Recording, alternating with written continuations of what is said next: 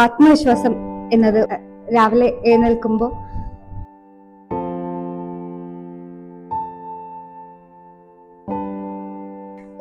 ഒരു പക്ഷെ ലോകം മുഴുവൻ നമ്മുടെ സ്വപ്നങ്ങളെ ബലപ്പെടുത്തേണ്ട ഉത്തരവാദിത്വം.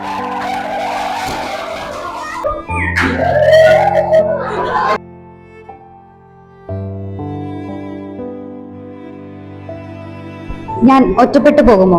ഞാൻ പരാജയപ്പെടുമോ? ഇപ്പോ ഞാൻ അമ്മയുടെ വാക്കുകൾ പൂർത്തിയാക്കി പറയുകയാണ്. നമ്മുടെ യാത്രയിൽ വീണുപോയാലും മോളെ, നീയാണ് നിന്റെ ഏറ്റവും വലിയ ശക്തി. നീ സ്വപ്നം കണ്ടതിലും വലുതാണ് നിന്റെ കഴിവുകൾ. നിന്റെ കൂടെ ഞാനുണ്ട്. നമ്മുടെ യാത്രയിൽ വീണുപോയാൽ നീ സുരക്ഷിതയായി ഒതുങ്ങിയിരുന്നാൽ മതി. എന്റെ അമ്മ എപ്പോഴും എന്നോട് പറയുന്ന ഒരു കാര്യമുണ്ട്, നീയാണ് നിന്റെ ഏറ്റവും വലിയ ശത്രു. നിനക്ക് ഒരുപാട് കഴിവുണ്ട്, പേടിക്കുകയാണ് എന്നാണ് അമ്മ ഉദ്ദേശിച്ചത്.